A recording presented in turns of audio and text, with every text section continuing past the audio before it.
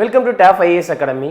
பிரியமுடன் புவியியல் MCQ சீரீஸோட டே number 2 நம்ம ஏற்கனவே பார்த்துருந்தோம். நேற்றைய டாபிக் வந்து இந்தியா லொகேஷன் பார்த்தோம். அதோடைய கண்டினியூஸாக சிலபஸில் அடுத்த டாப்பிக்காக ஃபிசிக்கல் ஃபீச்சர்ஸ் ஆஃப் இந்தியா இதுலேருந்து ஒரு 20 கொஸ்டின்ஸ் MCQவாக நம்ம வந்து பார்க்கலாம்.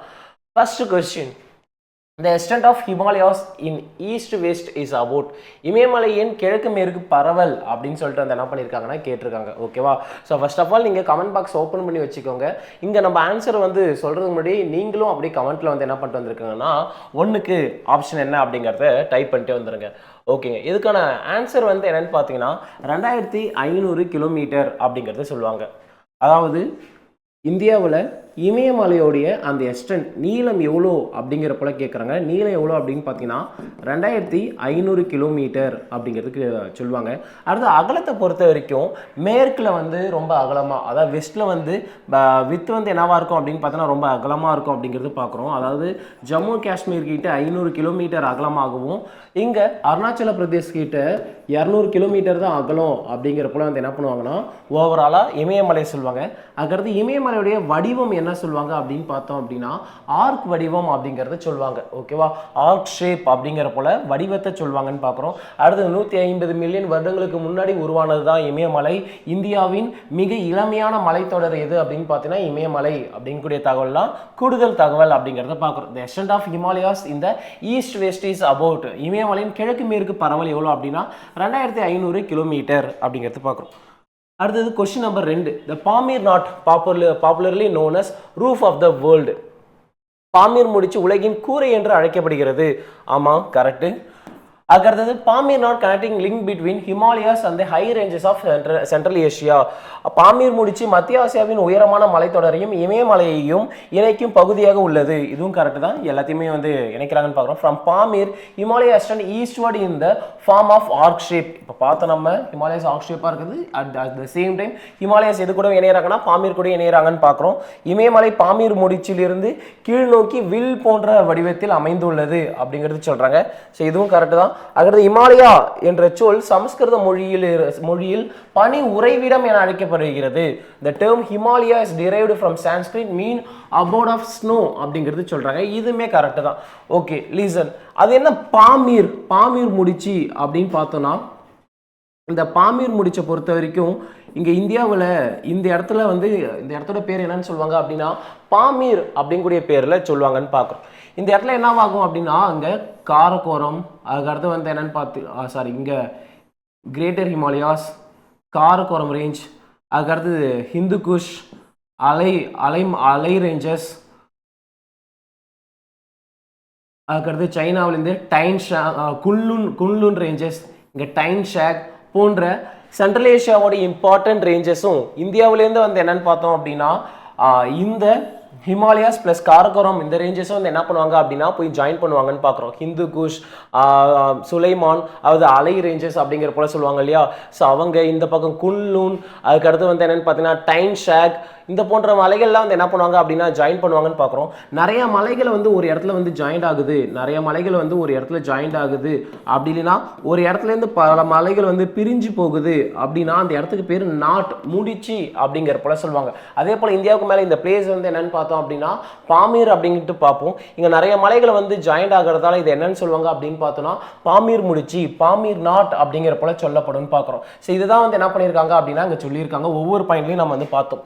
Pamir not connecting link between Himalayas and high ranges of Central Asia. Central Asia ஓடிய அந்த ஹை ரேஞ்சஸ் எல்லாத்தையுமே வந்து என்ன பண்ணாங்க கனெக்ட் பண்ணுறாங்க அப்படிங்கிற போல பார்க்குறோம். ஸோ அடுத்து இது என்னென்ன அழைக்கப்படும் அப்படின்னா ரூஃப் ஆஃப் த வேர்ல்டு அப்படிங்கிற போலையும் அழைக்கப்படும் பார்க்குறோம். அடுத்து பாமீர் நாட்டிலையும் திபெட்டியன் பிளாட்டி வரைக்கும் தேர்டு போல், மூன்றாம் துருவம் அப்படிங்கூடிய பேர்லேயும் வந்து என்ன பண்ணுவாங்கன்னா சொல்லுவாங்கன்னு பார்க்குறோம். அப்போ கொடுத்துருக்க ஸ்டேட்மெண்ட்டில் எல்லாமே கரெக்ட். 1, 2, 3, 4 எல்லாமே வந்து என்னென்னு பார்த்தீங்கன்னா சரி, அனைத்தும் சரி அப்படிங்கிறத பார்க்குறோம். அடுத்தது, the new alluvium tracts along the courses of the rivers are known as Kader or wetlands. அதாவது ஆறுகளால் கொண்டு வரப்பட்டு படிய வைக்கப்படும் புதிய வண்டல் மண் காதர் அல்லது பெட் நிலம் என்று அழைக்கப்படும்.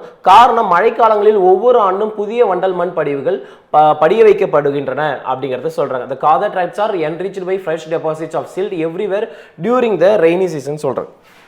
அதாவது ஆறு இப்படி இருக்காங்க அப்படின்னா ஆற்றுல வருஷம் ஃபுல்லாகவே தண்ணி இந்த அளவுக்கு போகும். ஓகே, மழை காலங்கள் என்னவாகும் அப்படின்னா கரைபுரண்டு இந்த நீர் ஓடும் அப்படிங்கிற போல சொல்லுவாங்க இல்லையா. ஸோ அப்போ மழை காலத்துங்களில் அந்த ஆறு ஃபுல்லாக தண்ணி போகும்போது எட்டேருந்து அடிச்சுட்டு வரக்கூடிய இந்த வண்டல் படிவுகளை வந்து என்ன பண்ணுவாங்க அப்படின்னு பார்த்தீங்கன்னா பக்கவாட்டில் படி வைப்பாங்க. அது எல்லாமே புதிய வண்டல் மண், புதிய வண்டல் படிவுகள் அப்படிங்கிற போல சொல்லுவாங்க. அப்போ பக்கவாட்டில் படி வைக்கக்கூடிய அந்த புதிய வண்டல் மண்ணை என்னன்னு சொல்லுவாங்க அப்படின்னா காதர் அப்படிங்கிற போல சொல்லப்படும் பார்க்குறோம். அது என்னன்னு சொல்லப்படுங்க, காதர் அப்படிங்கிற போல சொல்லப்படும். அதுக்கு அடுத்தது வந்து இப்போ இந்த வருஷம் ஃபுல்லாக புதிய வண்டல் மண்ணாக இருக்கா, திரும்பி அடுத்த வருஷம் திரும்பி படி வைக்கும் போது ஏற்கனவே படி வச்சது வந்து என்ன ஆகிடும் அப்படின்னு பார்த்தீங்கன்னா அப்படி ஓரம் ஒதுங்கிடும். அப்போ ஓரம் ஒதுங்கக்கூடியது வந்து என்னன்னு சொல்றாங்க அப்படின்னு பார்த்தீங்கன்னா பழைய வண்டல் மண், அருகாமையிலே இருக்கக்கூடியது புதிய வண்டல் மண் அப்படிங்கக்கூடிய பேரில் வந்து என்ன பண்ணுவாங்கன்னா சொல்லுவாங்க அப்படிங்கிறத பார்க்குறோம். ஸோ ஓகே, அப்போ பழைய வண்டல் மண்ணை வந்து என்னன்னு பார்த்தீங்கன்னா பாங்கர்னு சொல்லுவாங்க, புதிய வண்டல் மண்ணை காதர் அப்படிங்கிற போல சொல்லுவாங்க. இந்த காதர் மண் வந்து என்னன்னு பார்த்தீங்கன்னா விவசாயத்துக்கு ஏற்புடையதாக இருக்குமான்னு கேட்டால் ஏற்புடையதாக இருக்காதுங்க. காரணம் என்ன அப்படின்னு பார்த்தோன்னா ஒரு ஆறு ஃபுல்லாக தண்ணி போகுது, பக்கத்தில் வந்து அதாவது இது என்னன்னு சொல்லுவாங்கன்னா ஃப்ளட் பிளைன்ஸ், வெள்ளச்சமவெளி, ஃப்ளட் பிளைன் அப்படிங்கக்கூடிய பேர்லேயே வந்து என்ன பண்ணுவாங்கன்னா சொல்லுவாங்கன்னு பார்க்குறோம். ஃபார் எக்ஸாம்பிள் இப்போ வந்து என்னென்னு பார்த்தீங்கன்னா நல்ல வளமான மண் தானே இங்கே இருக்குது அப்படின்னு சொல்லிட்டு விவசாயம் பண்ணுறாங்கன்னு வச்சுக்கோங்களேன். நல்லா மழை வந்தது அப்படின்னு பார்த்தோன்னா மழையுடைய மழையாக எல்லா பயிர்களும் வந்து என்ன ஆகிடும் அப்படின்னா அழிச்சிட்டு போயிட்டு, சப்போஸ் மழை வராத பட்சத்தில் வந்து என்னென்னு பார்த்தீங்கன்னா போட்டதுக்கு டபுளாக எடுக்கலாம். ஸோ அப்போது ஒரு பெட்டு கட்டுறோம், என்ன சொல்லுவோம், கேம்பிளிங் இந்த மாதிரியான விஷயங்கள்லாம் நம்ம போட்டது நம்ம ஜெயிச்சோம்னா டபுளாக கிடைக்கும், அப்படி இல்லைன்னா மொத்தமும் போயிடும் இல்லையா. ஸோ அதனாலேயுமே வந்து என்னென்னு பார்த்தீங்கன்னா அந்த லேண்டுக்கு பெட்லேண்ட்ஸ் அப்படிங்கக்கூடிய பேருமே இருக்குது அப்படிங்கிறதையும் பார்க்குறோம். காதர்லேண்ட் ஆர் பெட்லேண்ட் அப்படிங்கக்கூடிய பேரும் இருக்குது. மேலும் இந்த காதர் சமவெளி, இந்த காதர் பிளைன் வந்து எந்த பிளைன்ல அமைஞ்சிருக்காங்க அப்படின்னு பார்த்தீங்கன்னா ஃப்ளட் பிளைன்ல அமைஞ்சிருக்காங்க, வெள்ளச்சமவெளியில் அமைஞ்சிருக்காங்க அப்படிங்கிறதையும் பார்க்குறோம். இந்த new alluvium tracts along the courses of the rivers are known as khadar or betlands அப்படிங்கிறது சொல்லியிருக்காங்க. கரெக்ட். அடுத்து khadar tracts are enriched by fresh deposits of, ஏன்னா புதுசாக படி வைக்கப்படுது, fresh deposits of silt every year during the rainy season. இதுவுமே correct. Assertion and reason are true அப்படிங்கிறது பார்க்குறோம். கூற்று மற்றும் காரணம் சரி. அடுத்து which of the following, question number 4, which of the following plains are formed by deposition of rivers Satluj, Beas and Ravi? கீழ்கண்டவற்றுள் எந்த சமவெளி சட்லஜ், பியாஸ் மற்றும் ராவி ஆறுகளால் ஏற்படக்கூடிய படிவுகளால் உருவாகும் அப்படிங்கிறது கொடுத்துருக்கிறது எல்லாமே வந்து என்னன்னு பார்த்தீங்கன்னா நம்ம இந்தியாவுடைய பிசியோகிராபிக் டிவிஷன், 5 பிசியோகிராபிக் டிவிஷன் இருக்கு இல்லையா, இந்தியாவுடைய 50 பிரிவுகள் இருக்கு இல்லையா, இயற்கை பிரிவுகள் இருக்கு இல்லையா. ஒன்று வந்து என்னங்க ஹிமாலயாஸ் ஆர் அது நார்தன் மவுண்டெயின்ஸ் ஆர் வடபெரும் மலைகள் அப்படிங்கிற போல சொல்லுவோம், வடக்கு மலைகள் அப்படிங்கிற போல சொல்லுவோம். ஒன்று. ரெண்டு வந்து என்னன்னு பார்த்தீங்கன்னா வடபெரும் சமவெளி, நார்தன் கிரேட் பிளைன்ஸ் அப்படிங்கிறது சொல்லுவோம். மூணாவது வந்து என்னன்னு சொல்லுவோம்னா தீபகற்ப பீடபூமின்னு சொல்லுவோம். நாலாவது வந்து என்னன்னு பார்த்தீங்கன்னா கடற்கரை சமவெளின்னு சொல்லுவோம். அஞ்சாவது பார்த்தோம் அப்படின்னா இந்திய தீவுகள்னு சொல்லுவோம் இல்லையா. இல்லை இந்த வடபெரும் சமவெளியை பை ஏரியா பேசஸ், இடத்தின் அடிப்படையில் வந்து என்ன பண்ணுவோம் அப்படின்னா 4ஆ பிரிப்போம். ஒன்று பஞ்சாப் ஹரியானா சமவெளி, ஒன்று ராஜஸ்தான் சமவெளி, 2 பஞ்சாப் ஹரியானா சமவெளி, 3 கங்கை சமவெளி, 4 பிரம்மபுத்திரா சமவெளி ஆர் கிழக்கு அசாம் சமவெளி அப்படின்னு சொல்லிட்டு வந்து என்ன பண்ணுவோம் அப்படின்னா 4 டிவிஷன்ஸாக பிரிப்போம் இல்லையா. இப்போ இந்த சமவெளி எல்லாமே வந்து என்னன்னு பார்த்தோன்னா அந்த வடபெரும் சமவெளி எதால தான் உருவாகுது அப்படின்னு பார்த்தோம்னா பெரிய ஆறுகளால தான் வந்து என்ன பண்றாங்க அப்படின்னு பார்த்தோன்னா உருவாக்குறாங்கன்னு பார்க்குறோம். இந்த வடபெரும் சமவெளியை வந்து யாரால தான் உருவாக்குறாங்க, ஆறுகளால தான் உருவாக்குறாங்க அப்படிங்கிறது பார்க்குறோம். அப்போ இந்த ராஜஸ்தான் சமவெளி எந்தெந்த ஆறுகளால உருவாகுது, பஞ்சாப் ஹரியானா சமவெளி எந்தெந்த ஆறுகளால உருவாகுது, கங்கை சமவெளி எந்தெந்த ஆறுகளால உருவாகுது, அதே போல பிரம்மபுத்திரா சமவெளி எந்தெந்த ஆறுகளால உருவாகுது அப்படிங்கிறத வந்து என்னன்னு பார்த்தீங்கன்னா கொஸ்டின் அப்படிங்கிறது பார்க்குறோம்.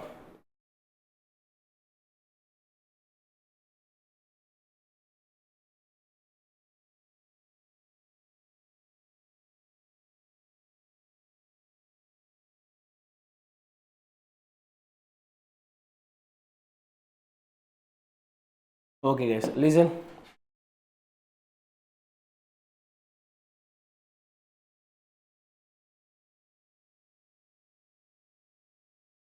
இதில் இந்த பிளேசஸ் வந்து என்னன்னு சொல்லுவாங்க அப்படின்னா ராஜஸ்தான் சமவெளி. 1 ராஜஸ்தான் சமவெளி, 2 பஞ்சாப் ஹரியானா சமவெளி, இன்னும் கூட நம்ம வச்சுக்கலாம் இதை. அடுத்து 3 கங்கை சமவெளி, 4 பிரம்மபுத்திரா சமவெளி, கிழக்கு அசாம் சமவெளி அப்படிங்கிற போல சொல்லப்படும் பார்க்குறோம். இதில் ஃபர்ஸ்ட் இந்த ராஜஸ்தான் சமவெளி அப்படிங்கக்கூடியது ஓகேவா, இவங்க எந்தெந்த ஆறுகளால் உருவாவாங்க அப்படின்னு பார்த்தீங்கன்னா லூனி அண்டு சரஸ்வதி அப்படின்னு சொல்லக்கூடிய ஆறுகளால், அதாவது வந்து வேத காலங்களில் இந்த சரஸ்வதி நதி இருந்ததாகவும் பின்னாட்கள் இது மறைந்ததாகவும் வந்து என்ன பண்ணப்படுதுன்னா சொல்லப்படுதுன்னு பார்க்குறோம். ராஜஸ்தான் சமவெளி எந்தெந்த ஆறுகளால் உருவாக்கப்படுதுன்னா லூனி மற்றும் சரஸ்வதி ஆறுன்னு சொல்லுவாங்க. கங்கா வந்து பார்த்தோம் அப்படின்னா கங்கை மற்றும் அதனுடைய துணையாறுகளால் வடக்கு துணையாறுகள் தெற்கு துணையாறுகள்னு பார்ப்போம் இல்லையா. ஸோ அதுங்களால அதுவும் பெரும்பாலும் வந்து தெற்கு துணையாறுகளால் தான் வந்து என்ன பண்ணப்படும் அப்படின்னு பார்த்தோன்னா கங்கை சமவெளி உருவாகும் அப்படிங்கிறது சொல்லுவாங்க. அதுக்கு அடுத்தது பஞ்சாப் ஹரியானா சமவெளி, இதான் இப்போ கொஸ்டினாக கேட்டிருக்காங்க இல்லையா. அப்போ பிரம்மபுத்திரா சமவெளி, பிரம்மபுத்திரா மற்றும் அதன் துணையாறுகள் பஞ்சாப் ஹரியானா சமவெளியை பொறுத்த வரைக்கும் பிஎஸ்ஆர் தான். பியாஸ், சட்லஜ், ராவி, அதான் கொஸ்டினில் கேட்டிருக்காங்க. சட்லஜ், பியாஸ், ராவியால் உருவாக்கக்கூடிய சமவெளி வந்து எது அப்படின்னு பார்த்தீங்கன்னா பஞ்சாப் ஹரியானா சமவெளின்னு பார்க்குறோம். அதுக்கடுத்து இதோடைய பரப்பளவு கேட்பாங்க. இது 1.75 லேக் ஸ்கொயர் கிலோமீட்டர் அப்படிங்கிறத சொல்லுவாங்க. 1.75 லேக் ஸ்கொயர் கிலோமீட்டர். அதே போல் இவங்களும் 1.75 லேக் ஸ்கொயர் கிலோமீட்டர். கங்கை சமவெளி மட்டும் 3.75 லட்ச சதுர கிலோமீட்டர்னு சொல்லுவாங்க. அடுத்தது இவங்க 56275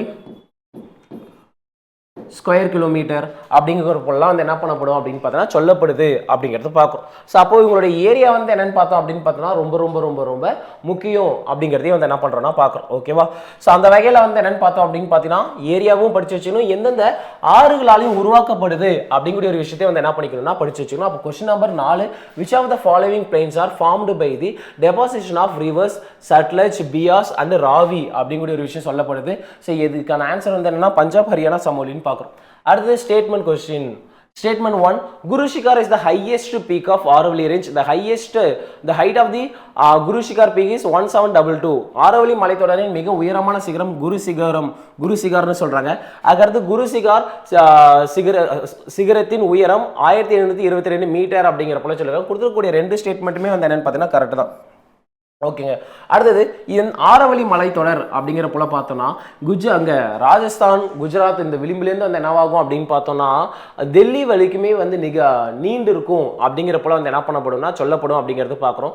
ஸோ அடுத்தது வந்து என்னன்னு பார்த்தீங்கன்னா இந்தியாவுடைய மிக பழமையான மலை, கிட்டத்தட்ட 2 பில்லியன் இயர்ஸ்க்கு முன்னாடி வந்து தோன்றதா வந்து என்ன பண்ணப்படுதுன்னா சொல்லப்படுது. இந்தியாவின் மிக பழமையான மலைத்தொடர் எது அப்படின்னா இந்த ஆரவல்லி மலை. இந்த ஆரவல்லி மலைத்தொடரோட உயரமான சிகரம் குரு சிகரம் தான். இது மவுண்ட் அபூல வந்து என்னவா இருக்கு அப்படின்னு பார்த்தீங்கன்னா லொக்கேட் ஆயிருக்கு அப்படிங்கிற போல சொல்லியிருப்பாங்க. அவங்களோட ஹைட்டுமே வந்து என்னன்னு பார்த்தீங்கன்னா 1722 மீட்டர் அப்படிங்கிறதுமே ரொம்ப கரெக்ட்.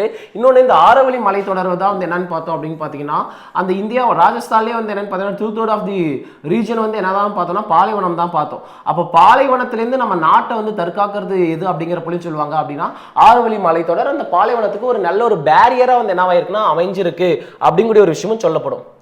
அதுக்கடுத்து question number 6, in which year did Lakshadweep, Minicoy and Amindiv was named as லட்சத்தீவு, மினிகாய் தீவு, அம்மினி தீவு கூட்டங்கள் எந்த ஆண்டு முதல் லட்சத்தீவுகள் என்ன பெயரிடப்பட்டதுன்னு கேட்குறாங்க. 1973ங்க. 1973 தான் வந்து என்ன பண்ணுவாங்க அப்படின்னு பார்த்தீங்கன்னா லட்சத்தீப், மினிகாய் ஐலண்ட், அமின்தீவ் ஐலண்ட் இது எல்லாத்தையுமே வந்து சேர்த்து லட்சத்தீவு கூட்டங்கள் அப்படிங்கிற போல பெயரிடப்படும் பார்க்குறோம். அதே போல் அந்தமானில் 2024 வந்து என்ன பண்ணியிருப்பாங்க அப்படின்னு பார்த்தீங்கன்னா போர்ட் பிளேயர் அப்படிங்கிறத வந்து என்னென்னு சேஞ்ச் பண்ணியிருப்பாங்கன்னா ஸ்ரீ விஜயபுரம் அப்படிங்கிற போல நேம் சேஞ்ச் பண்ணியிருப்பாங்கன்னு பார்க்குறோம். ஸோ அதே போல் அந்தமான் நிக்கோபர்ல வேற என்னென்ன ஐலாண்ட்லாம் நேம் சேஞ்ச் பண்ணப்பட்டது அப்படின்னு பார்த்தோன்னா ரோஸ் ஐலாண்ட், நேதாஜி சுபாஷ் சந்திர போஸ் ஐலாண்ட் அப்படிங்கிற போல இயர்லியரா 2018 லேட்டர்ல வந்து என்ன பண்ணியிருப்பாங்க சேஞ்ச் பண்ணியிருப்பாங்க. ரோஸ் ஐலாண்ட் வந்து என்ன பண்ணியிருப்பாங்கன்னா நேதாஜி சுபாஷ் சந்திர போஸ் ஐலாண்ட் அப்படிங்கிற போல. அதுபோல ஹேவ்லாக் ஐலாண்ட் எல்லாம் வந்து என்ன பண்ணியிருப்பாங்கன்னா நேம் சேஞ்ச் பண்ணியிருப்பாங்க அப்படிங்கிற போல பார்க்குறோம். ஓகேவா. இந்த ஹேவ்லாக் ஐலாண்ட் எல்லாம் வந்து ஷஹீத் த்வீப் அப்படிங்கிற போல வந்து என்ன பண்ணியிருப்பாங்கன்னா நேம் சேஞ்ச் பண்ணியிருப்பாங்க அப்படிங்கிற ஒரு விஷயம் குறிப்பிடத்தக்க விஷயமா நம்ம வந்து பார்க்குறோம். ஓகே கைஸ், இங்க இந்த லட்சத்தீவுகள் அப்படிங்கிற மாதிரி இருக்கு இல்லையா, லட்சத்தீவுகள் அப்படிங்கிற மாதிரி இருக்குது இல்லையா, இது சான்ஸ்கிரிட் பிளஸ் மலையாளம் வேர்டா வந்து என்ன பண்ணப்படுது அப்படின்னு பார்த்தீங்கன்னா சொல்லப்படுதுன்னு பார்க்குறோம். ஓகேவா. அதாவது இந்த லட்சதீப் அப்படிங்கிறது சான்ஸ்கிரிட் பிளஸ் மலையாளம் கலந்த ஒரு வேர்டா வந்து என்ன பண்ணப்படுதுன்னா சொல்லப்படுது. அல்ல அந்த த்வீப் அப்படிங்கிறது வந்து என்னன்னு பார்த்தீங்கன்னா ஐலாண்ட் அப்படிங்கிற பேர்லேயே வந்து பார்க்குறோம். லட்சம் அப்படிங்கிறது நமக்கு தெரியும், 100,000 அப்படிங்கிறது அந்த லட்சம் அப்படிங்கிறது நமக்கு தெரிஞ்ச ஒரு விஷயம் தான். அடுத்து question number 7, which island is formed due to tectonic activity and volcanoes? புவி உள் இயக்க விசைகள் மற்றும் எரிமலைகளால் உருவான தீவு அப்படிங்கிறது வந்து என்னன்னு பார்த்தீங்கன்னா அந்தமான் தீவு தான் அப்படிங்கிறது பார்க்குறோம். ஏன்னா லட்சத்தீவுகள் வந்து பவளப்பாறைகளால் ஆனது, கோரல் ராக்ஸால் ஆனது அப்படிங்கிற போல பார்ப்போம். ஸோ அப்போ இவங்க கிடையாது. யார் தான் அப்படின்னா அந்தமான் நிக்கோபர் தீவு அப்படிங்கிறத பார்க்குறோம். மேலும் வந்து என்னன்னு பார்த்தோம்னா இங்கே இந்தியா மியான்மர் பார்டரில் இருக்கக்கூடிய அரக்கன் யோமா மலைத்தொடருடைய எக்ஸ்டென்ஷனாக தான் நம்ம வந்து அந்தமான் நிக்கோபர் ஐலண்ட்ஸை பார்ப்போம். இந்த அரக்கன் யோமா மலைத்தொடர் அப்படிங்கிறது வந்து எலிமலை பாறைகளால் உருவானது. மேலும் வந்து என்னன்னு பார்த்தீங்கன்னா அது ஒரு கண்டினியூஸாக இருக்கக்கூடிய நார்கொண்டம் ஐலாண்ட் பிளஸ் வந்து பேரன் ஐலாண்ட்ஸ்லாம் வந்து என்ன இருக்கும் அப்படின்னு பார்த்தீங்கன்னா ஆக்டிவ் வால்கானோஸ் இருக்கு அப்படிங்கிறத பார்க்குறோம். ஸோ அந்த ஒரு வகையில் எரிமலை பாறைகளால் உருவான ஒரு தீவு அப்படின்னா யாரு அப்படின்னா அந்தமான் அண்ட் நிக்கோபர் ஐலாண்ட் அப்படிங்கிறத பார்க்குறோம். அடுத்து which of the following is not matched with the major physiographic divisions of India? So அதாவது இந்தியாவின் இயற்கை அமைப்பின் பெரும் பிரிவுகளில் பொருந்தாதது எது அப்படிங்கிறது சொல்லியிருக்காங்க. வடபெரும் சமவெளி வரும், கடற்கரை சமவெளி வரும், பெனிசுலர் பிளாட்டியூ தீபகற்ப பீடபூமி வரும் அப்படிங்கிறது பார்க்குறோம். அப்போ வடபெரும் சமவெளி, கடற்கரை சமவெளி, தீபகற்ப பீடபூமி வரும். மாங்குரு காடுகள் அப்படிங்கிறது காடுகளுடைய ஒரு வகையில தான் இருக்கு அப்படிங்கிறத பார்க்குறோம். அப்போ இந்தியாவுடைய 5 இயற்கை பிரிவுகளில் வந்து நமக்கு தெரியும் வடக்கு மலைகள், நார்தர்ன் மவுண்டெயின்ஸ், வடபெரும் சமவெளி, அதுக்கடுத்து வந்து தீபகற்ப பீடபூமி, 4 கடற்கரை சமவெளி, 5 இந்திய தீவுகள். இதுல எது வராது அப்படின்னா மேங்க்ரூவ் ஃபாரஸ்ட் வராது அப்படிங்கிறது நமக்கு தெரிஞ்ச ஒரு விஷயம் தான். அதுக்கடுத்தது arrange the chronological order of the peak situated in Himalayas based on height. இமயமலையில் அமைந்துள்ள சிகரங்களை உயரங்களின் அடிப்படையில் வரிசைப்படுத்துக அப்படிங்கிற போல வந்து என்ன பண்ணியிருக்காங்கன்னா கேட்டிருக்காங்க. இப்போ நமக்கு வந்து என்னன்னு பார்த்தீங்கன்னா இந்த உயரங்கள் எல்லாமே வந்து என்னன்னு பார்த்தீங்கன்னா நமக்கு வந்து இந்த நம்பர்ஸ் வச்சுக்கிறது வந்து என்னன்னு பார்த்தோன்னா கொஞ்சம் கடினமான ஒரு விஷயம். ஏன்னா டக்குன்னு வந்து ஒரு நம்பர் மாற நம்ம ரிப்பீட்டாக படிக்க தான் வரும். இப்போ எவரெஸ்ட் ஹைட் நமக்கு தெரியும் 8 4 அடி வச்சா, அதாவது 8 அடி வச்சா 4 8 வந்து என்ன பண்ணிடலாம்னா எவரெஸ்ட் ஏறிடலாம் அப்படிங்கிறதுலாம் ஏதாச்சும் ஒன்று வச்சு படிப்போம். எவரெஸ்ட்டுக்கு வந்து என்னவாகும் அப்படின்னு பார்த்தீங்கன்னா தெரியும்னு வச்சுக்கோங்களேன். அதுக்கடுத்து காட்வின் அஸ்டின் வந்து என்னன்னு பார்த்தீங்கன்னா தெரியும் 8611 மீட்டர்னு சொல்லிட்டு. அடுத்து இந்தியா, அதாவது காட்வின் அஸ்டின் அப்படிங்கிறது வந்து பை மேப் பேசிஸில் இந்தியாவின் உயரமான சிகரம். ஆனால் ரியலாக பார்த்தோம் அப்படின்னா அது எங்கே இருக்கும்? பாகிஸ்தான் ஆக்குபைடு காஷ்மீரில் இருக்கும். அப்போ ரியல் திங்கில் வந்து இந்தியாவுடைய உயரமான சிகரம்னா நம்ம எதை கிளைம் பண்ணுவோம்? கஞ்சன்ஜங்காவை கிளைம் பண்ணுவோம். கஞ்சன்ஜங்காவோட உயரம் 8598 மீட்டர். சில பேரோட புக்கில் வந்து என்ன இருக்கும் அப்படின்னா பழைய புக்கு வச்சிருந்தீங்கன்னா 8586 மீட்டர்னு இருக்கும். கிடையாது, 8598 மீட்டர் அப்படிங்கிறத கரெக்டான இதுன்னு பார்க்குறோம். அதுக்கடுத்து மக்காலு அப்படின்னு சொல்லிட்டு இந்த சிகரங்கள்லாம் இருக்குது இல்லையா, இது எப்படி ஈஸியாக கொஞ்சம் ஞாபகம் வச்சுக்கலாம் அப்படின்னா ரெஸ்ட் எடுக்க ஒருத்தவன் காட்டுக்கு போகிறான், காட்டில் கஞ்சா அடிச்சு காலு தவறி நங்குன்னு கீழே விழுந்துட்டான். பூர்ணமாக குணமாக லேட் ஆகும். அவன் எப்படி நடக்கிறான்னு பார்த்தோம் அப்படின்னா நந்தா படம் காமெடியன் மாதிரி வந்து நடக்கிறான் அப்படிங்கிறது பார்க்குறோம். அவனே நினைக்கிறான் நம்ம நிலமை சரியானா குலதெய்வம் மருதாத்தா கோயிலுக்கு போனால் சரியாயிடும் அப்படிங்கிறத நினைக்கிறான். இந்த ஒரு ஸ்டோரியை மட்டும் ஞாபகம் வச்சுக்கோங்க.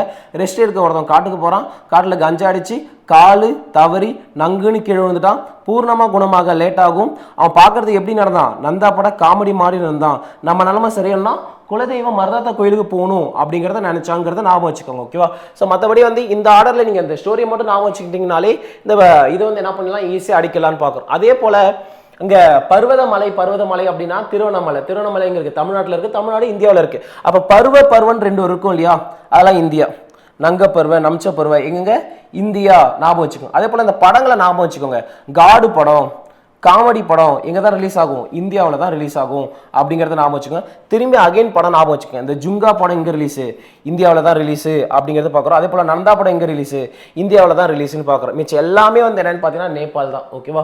ஸோ அப்போ வந்து என்னென்னு பார்த்தீங்கன்னா இந்த ஃபார்மேட்டில் வந்து ஞாபகம் வச்சுக்கோங்க. இப்போ இதன் அடிப்படையில் நம்ம பார்த்தோம் அப்படின்னா ஸோ இங்கே காட்வின் அஸ்டின் தான் வந்து என்னென்னு பார்த்தீங்கன்னா இதில் இருக்கிறதுல வந்து ஃபர்ஸ்ட்னு பார்க்குறோம். அதுக்கடுத்து கஞ்சன்ஜங்கா,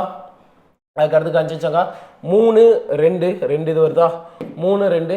அதுக்கடுத்து வந்து என்னன்னு பார்த்தீங்கன்னா நந்தா தேவி. ஓகே, அதுக்கடுத்து வந்து நங்க பர்வதம். அதுக்கடுத்து வந்து என்னன்னு பார்த்தோம் அப்படின்னு பார்த்தோன்னா நங்க பர்வதம். அதுக்கடுத்து வந்து என்னன்னு பார்த்தீங்கன்னா நந்தா தேவி அப்படிங்கிறது பார்க்குறோம். அதுக்கடுத்து கேமெட் அப்படிங்கிறது பார்க்குறோம். ஓகேவா?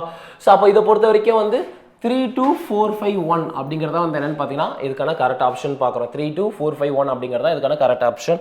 அடுத்தது உலகின் உயரமான சிகரங்கள் அப்படின்னு சொல்லி ஒரு ரெக்கார்டு வச்சிருப்பாங்க. எவ்வளோ அப்படின்னா மொத்தமாக உலகத்தில் உயரமான சிகரங்கள் 14 சிகரங்கள் உலகின் உயரமான சிகரங்கள் சொல்லுவாங்க. அதில் எத்தனை சிகரம் இமயமலையில் இருக்குது அப்படின்னு பார்த்தீங்கன்னா அவுட் ஆஃப் தட் 9 பீக்ஸ் எங்கே இருக்குது அப்படின்னு பார்த்தீங்கன்னா இமயமலையில் இருக்குது அப்படிங்கிறது சொல்லுவாங்க. இதுவுமே நாம வச்சுக்கோங்க. அடுத்து which Himalayas division was called as duns in west and duars in east அப்படிங்கிறது சொல்லுவாங்க. ஓகேவா? அதாவது இங்கே கொடுத்துருக்காங்க ஹிமாத்ரி, ஹிமாச்சல், சிவாலிக், பூர்வாஞ்சல் கொடுத்துருக்காங்க. இதில் எது வந்து இந்த டூன்ஸ் டூயர்ஸ் அப்படிங்கிற போல சொல்லியிருக்காங்கன்னு பார்க்குறோம். ஃபர்ஸ்ட் நமக்கு தெரியும் இந்த ஹிமாத்ரி அப்படிங்கிறது வந்து ஒரு கண்டினியூஸ் ரேஞ்சாக வந்து என்ன பண்ணுவாங்க அப்படின்னு பார்த்தீங்கன்னா இருப்பாங்க அப்படிங்கக்கூடிய ஒரு விஷயம் நமக்கு தெரியும் இல்லையா. அவங்களுக்கு கீழே ஒரு டிஸ்கண்டினியூஸ் ரேஞ்சாக அங்கங்கே கணவாய்கள் இருக்கிற மாதிரி யார் இருப்பாங்க அப்படின்னு பார்த்தோன்னா ஹிமாச்சல் இருப்பாங்க அப்படிங்கிறது பார்க்குறோம். அவங்களுக்கு அடுத்து யார் இருக்காங்க, ஹிமாச்சல் இருக்காங்கன்னு பார்க்குறோம். அதுக்கு அடுத்தது ரொம்பவே அவுட்டராக தான் யார் இருக்காங்க அப்படின்னு பார்த்தீங்கன்னா ஷிவாலிக் ஆர் அவுட்டர் ஹிமாலயாஸ் சொல்லக்கூடிய இவங்க வந்து என்ன பண்ணுறாங்கன்னா இருப்பாங்க அப்படிங்கிறத பார்க்குறோம்.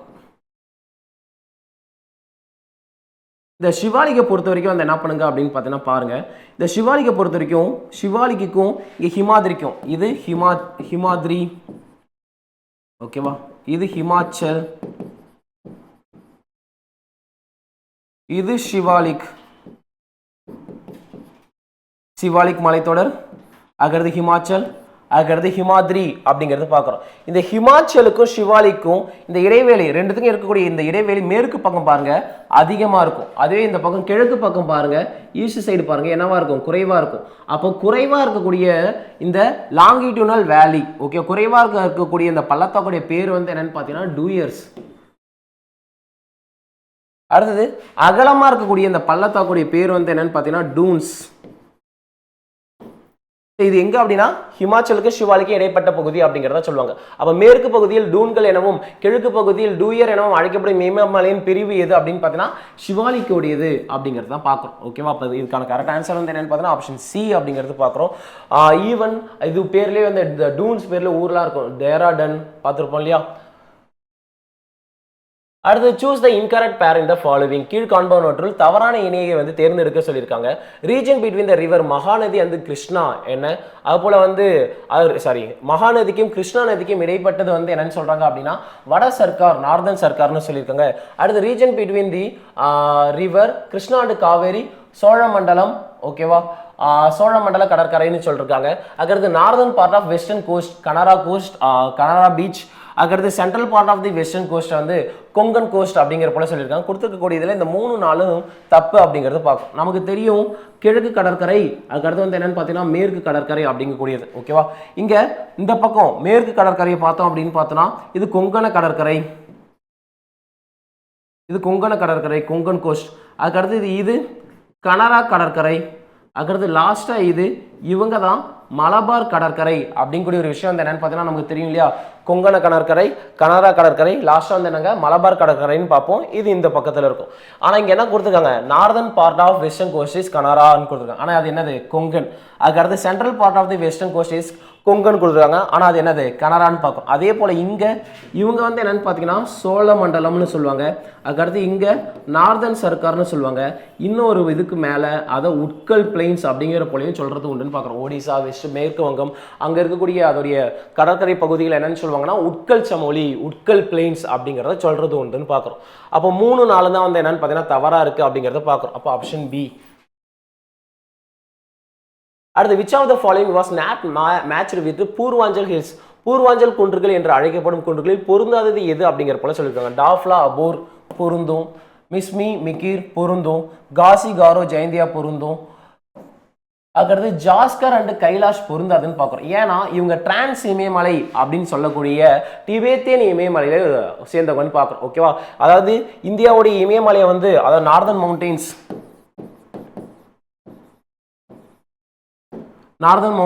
சொல்லுவாங்க இல்லையா, இந்தியாவுடைய நார்தன் மவுண்டெயின்ஸ் சொல்லுவாங்க இல்லையா. அது எத்தனை பிரிவாக பிரிப்பாங்க, 3 பிரிவாக பிரிப்பாங்கன்னு பார்ப்போம். So 1 trans Himalayas, 2 central Himalayas trans இமயமலை, அதுக்கடுத்து மத்திய இமயமலை, அதுக்கடுத்து 3 பூர்வாஞ்சல் குன்றுகள் அப்படிங்கிற போல சொல்லுவாங்கன்னு பார்க்கலாம். இந்த சென்ட்ரல் ஹிமாலயாஸ் 3 பிரிப்பாங்க, உங்களுக்கு தெரிஞ்சதுதான். ஹிமாத்ரி, ஹிமாச்சல், அதுக்கடுத்து சிவாலிக் அப்படின்னு சொல்லிட்டு 3 பிரிப்பான்னு பார்க்குறோம். இதில் இந்த டிரான்ஸ் ஹிமாலயாஸ் இருக்குது இல்லையா, இதுக்கு வேறு 2 பேர் சொல்லுவாங்க. என்ன அப்படின்னு பார்த்தீங்கன்னா மேற்கத்திய இமயமலை. அது மட்டும் இல்லாமல் இந்த டிரான்ஸ் ஹிமாலயா இந்தியாவை காட்டிலும் வந்து டிபெட்டில் அதிகமாக இருக்கிறதால இந்த டிபேத்தியன் ஹிமாலயாஸ் அப்படிங்கிற போலையும் சொல்கிறது உண்டு. அப்போ டிரான்ஸ் இமயமலை என்னன்னு சொல்லுவாங்க அப்படின்னா மேற்கத்திய இமயமலை, டிபேத்தியன் இமயமலைன்னு சொல்லுவாங்க. அதே போல் பூர்வாஞ்சல் குன்றுகளை கிழக்கு இமயமலை அப்படிங்கிற போலையும் வந்து என்ன பண்ணுறது உண்டுன்னா சொல்கிறது உண்டுன்னு பார்க்குறோம். இந்த டிரான்ஸ் இமயமலையில் இருக்கக்கூடிய முக்கியமான மலைத்தொடர்கள் தான் வந்து என்னென்னு பார்த்தோம் அப்படின்னா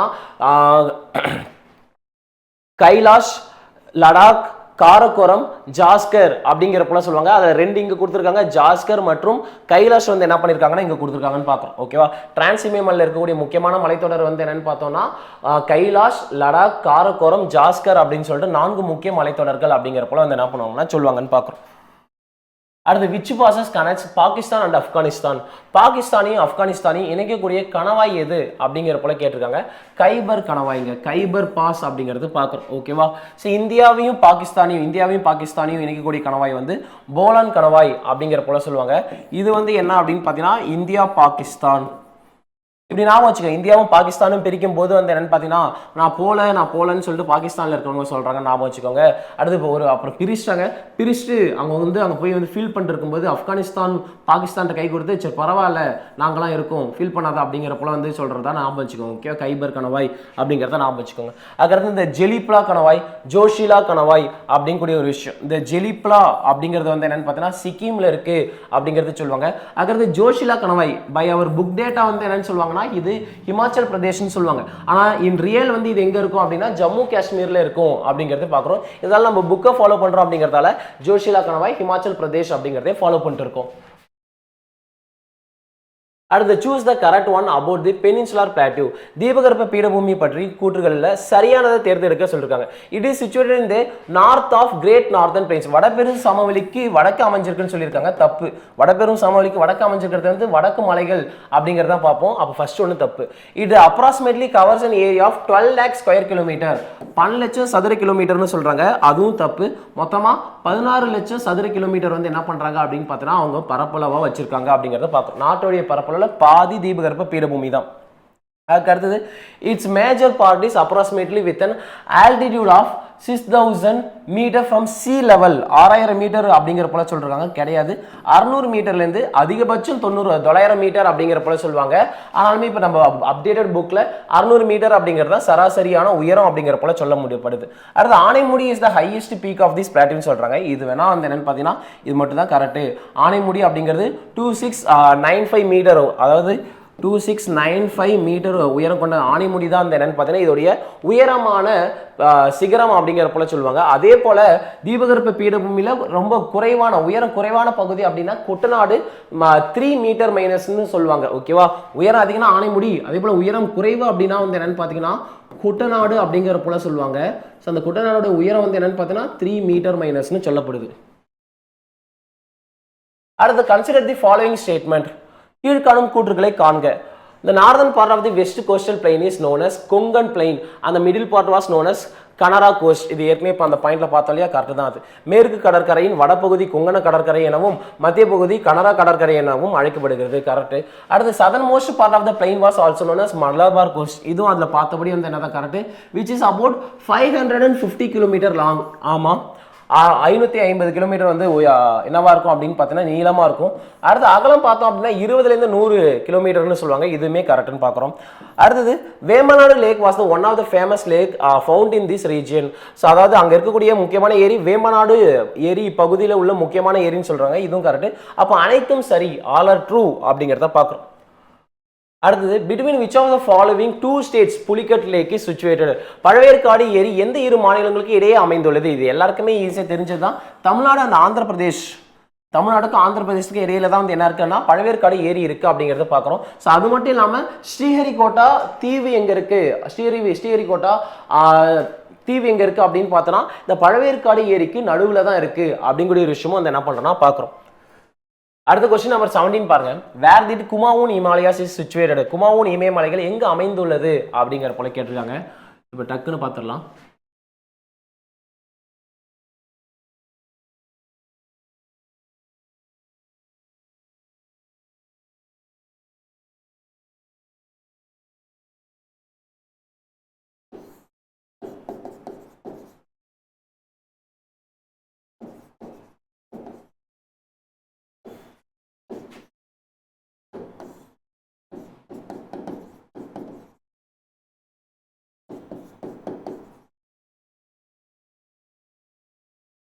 ஓகே லிசன்.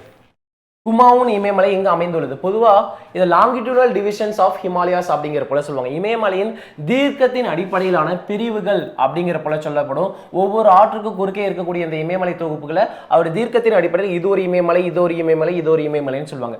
அந்த வகையில சிந்து நதிக்கும் சட்லஜுக்கும் இடையில இருக்கக்கூடிய இந்த இமயமலை தொகுப்பை என்னன்னு சொல்லுவாங்க அப்படின்னு பார்த்தோம்னா, அதாவது பஞ்சாப், காஷ்மீர், இமாச்சல ஹிமாலயாஸ் அப்படிங்கிற போல சொல்லுவாங்க. பஞ்சாப், காஷ்மீர், ஹிமாச்சல் ஹிமாலயாஸ் அப்படிங்கிற போல வந்து என்ன பண்ணப்படும்னா இது சொல்லப்படும்னு பார்க்குறோம். ஓகேவா? அதாவது இன்னும் சிம்பிளாக சொல்ல போனால் காஷ்மீர், ஹிமாச்சல ஹிமாலயாஸ் அப்படிங்கிற போல சொல்லப்படும்னு பார்க்குறோம்.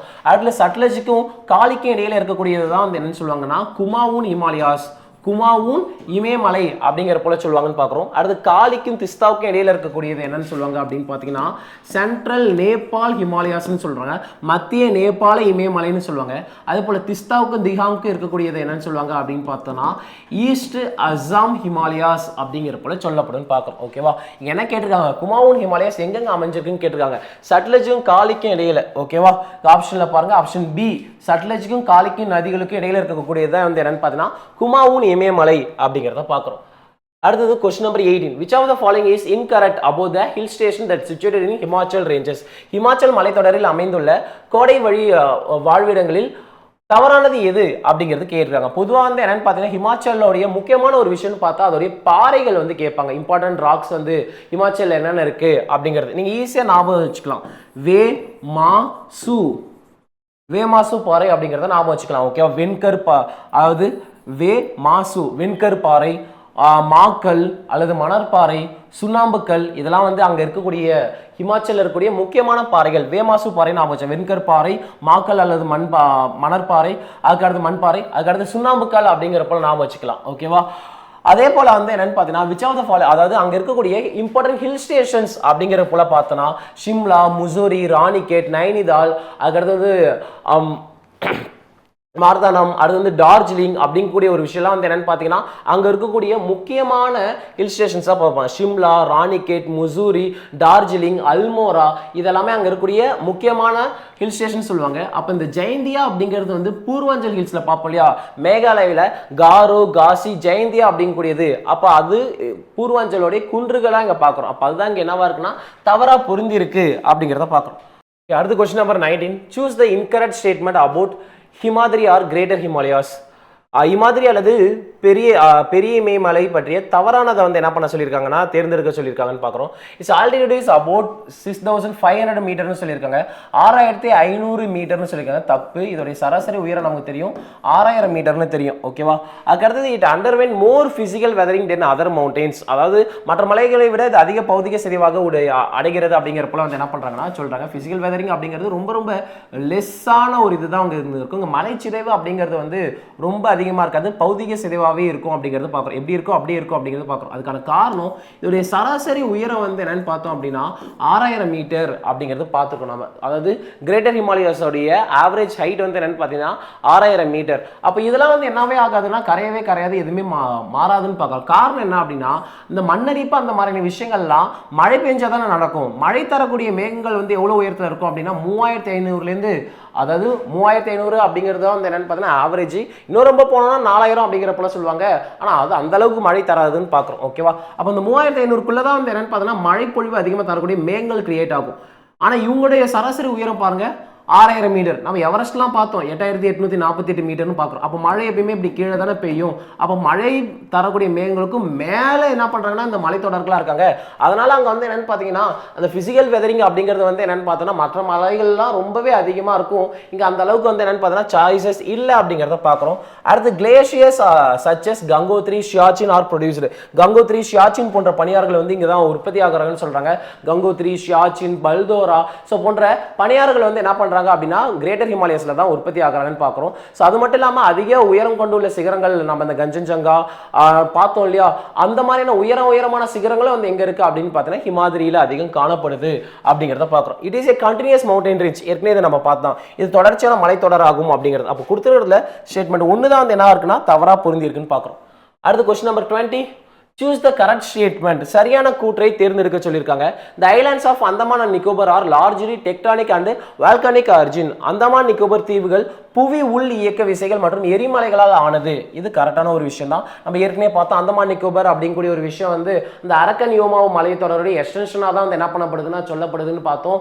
ஸோ அங்கே முழுக்க முழுக்க எதால தான் வந்து உருவாகி இருக்கு அப்படின்னு பார்த்தோம்னா அந்த எரிமலை அதோடைய எரப்ஷனால தான் வந்து என்ன ஆயிருக்குன்னா கிரியேட் ஆயிருக்கு அப்படிங்கிறது பார்க்குறோம். அடுத்து 10 degree channel separates Andaman from Maldives அப்படிங்கிறப்பல வந்து என்ன பண்ணியிருக்காங்கன்னா சொல்லியிருக்காங்க 10 டிகிரி சேனல் அந்தமானையும் நிக்கோபரையும் தான் பிரிக்குது. இந்த மால்டீவ்ஸ் அப்படிங்கிறது வந்து என்னன்னு பார்த்தீங்கன்னா மால்டீவ்ஸையும் லக்ஷதீப்பையும் பிரிக்கிறது 8 டிகிரி சேனல். இதுக்கும் சம்மந்தமே இல்லை. இது இந்த பக்கம் இருக்கும், அரேபியன் சி இந்த சைடில் வந்து என்ன இருக்குன்னா மால்டீவ்ஸ் இருக்குன்னு பார்க்குறோம். அப்போ மால்டீவ்ஸ்னு வந்துக்குன்னா லக்ஷதீப் மால்டீவ்ஸ்னு வந்துச்சுன்னா நம்ம என்ன சொல்லியிருக்கலாம் 8 டிகிரி சேனல் இது ரெண்டையும் பிரிக்கும் அப்படிங்கிற போல சொல்லியிருக்கலாம். அப்போ இந்த ஸ்டேட்மெண்ட் வந்து என்னதுங்க தப்பு அப்படிங்கிறது பார்க்கணும். அடுத்து southern most deep the Indira point is part of Nicobar island அப்படிங்கிற போல சொல்லிருக்காங்க. ஓகேவா, southern most deep Indira point is the part of Nicobar island அப்படிங்கிற போல வந்து என்ன பண்ணப்பட்டிருக்குன்னா சொல்லப்பட்டிருக்கு. இது கரெக்ட்.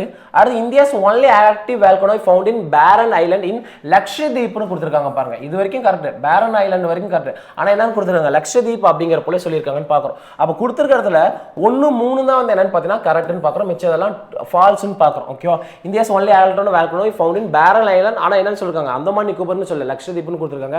அப்போ இந்த பேரன் தீவு நார்கொண்டம் ஐலாண்ட்லாம் வந்து என்ன இருக்கும் அப்படின்னா ஆக்டிவ் வால்கனோஸ் இருக்கும் அப்படிங்கிறத பார்க்குறோம். ஓகேவா, ஸோ ஓகே கைஸ், இப்போ நம்ம வந்து கொஞ்சம் ரொம்ப வந்து அதிகமாக பார்க்கல, ஒரு ஓரலாக வந்து என்ன பண்ணியிருப்போம்னா ஒரு குயிக் ரிவிஷனுக்காக வந்து என்ன பண்ணியிருப்போம்னா இதை பார்த்துருப்போம். ஓகேவா, ஸோ உங்களுக்கான ஒரு கொஷின்ஸ் வந்து என்ன பண்ணுறேன் அப்படின்னு பார்த்தீங்கன்னா நான் கேட்குறேன். அதாவது